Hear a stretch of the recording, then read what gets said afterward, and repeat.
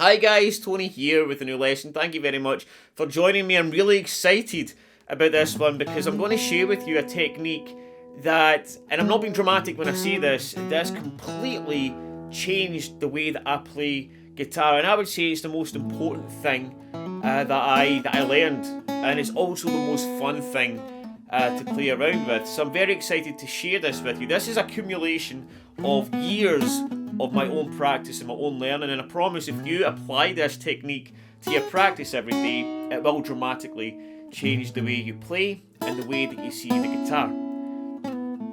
Before I started applying this technique, I was really just aiming aimlessly around the fretboard. I knew chords, I knew some scales, but I didn't really know how to put them together. What I'm about to show you can really bring your guitar playing up to the next level, so make sure you catch everything.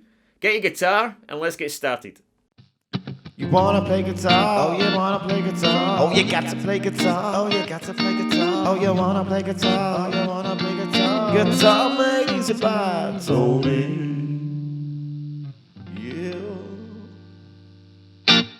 Alright guys, so basically we're going to practice a couple of moves, right? You're going to practice them, I'm going to show you them, and you're going to dial in some magical muscle memory under your fingers. So when you're playing off the cuff, you're ripping out licks like it's nothing. Alright, so we're going to be looking at a rock progression, right? An E, an A, and a B. Okay? That's your chords if you're playing a blues, a 1-4-5, or a rock progression in the key of E, right? So let's look at what we can do with the E chord first.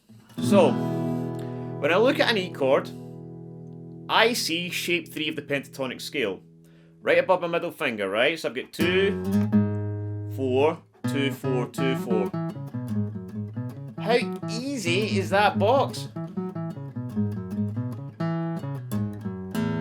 It's really great to have that right within the chord, and that also means if I was playing my E-shaped bar chord for A and B,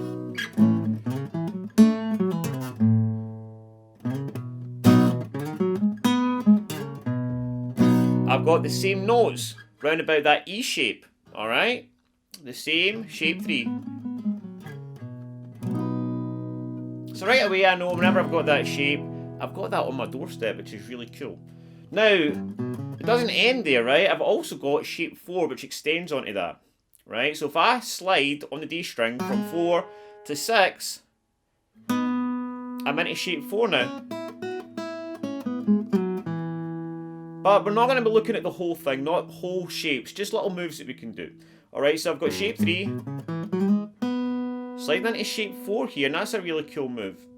Alright, sliding from 4 to 6 in the D, and then getting 4 on the G. So the move we're going to practice, we're going to play an E chord. We're going to slide up to shape 4 and back again, right? So here we go.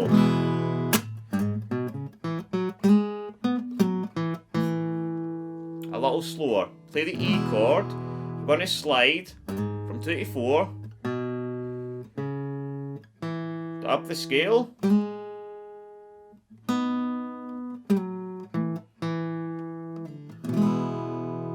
That's move number 1. So now on to move number 2. Now before we do, if you are a returning viewer or if you're a new subscriber, make sure you subscribe to the channel because I do upload stuff every week and there's tons of stuff on here that I'm sure you'll love. If you're enjoying this, you'll love it.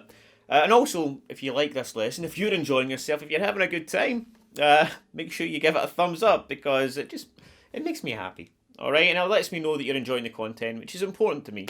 I like to know that.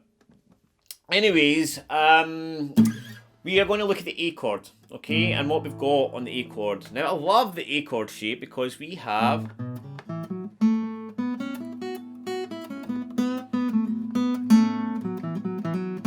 shape 1 of the pentatonic scale, right?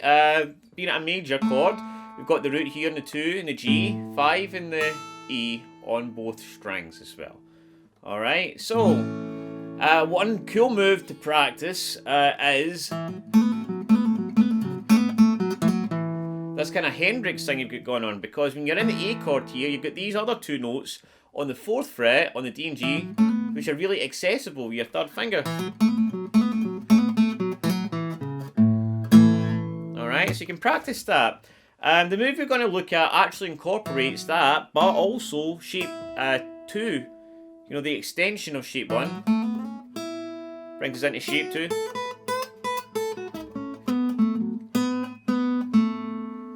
Alright, and again, this is all about visualization and visualizing what scales are around what chords. So we've got A, shape 1, and it's shape 2.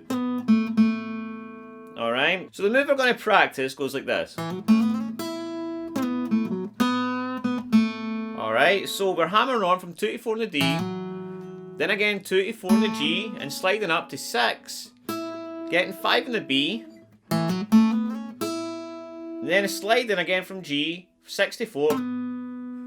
Alright. Back to 2, 4 in the D, and then we're going to bend the 4 up, back down, and back to the root, 1, 2.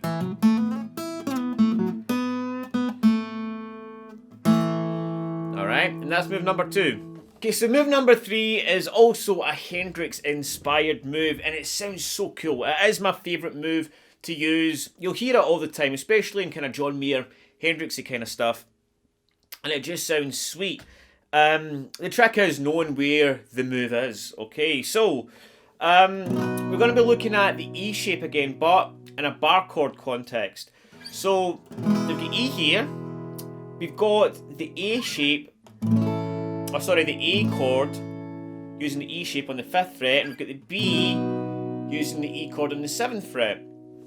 Now we've already clarified that when we've got the E chord, above it we have shape 3, right? That means over this bar chord we have shape 2, sliding into shape 1. That would be for B. For A, alright. Now what we're going to be looking at is a double stop using that. So the bottom 2 strings, we can do that using those notes from the scale. So what I'm doing is I'm hammering on, this is using the B on the 7th fret, bottom 2 strings, I'm barring the bottom 2, and I'm hammering on the B on the 9th fret from 7 to 9.